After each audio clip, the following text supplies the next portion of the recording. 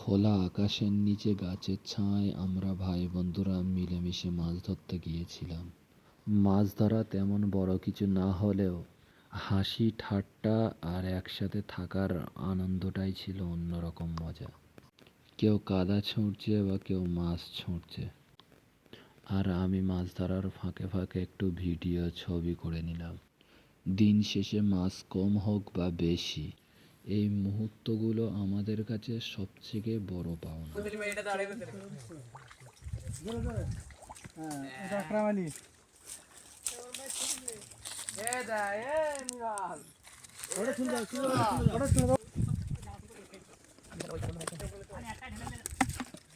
একটাই ধরে নিলি ধোয়া যাবে।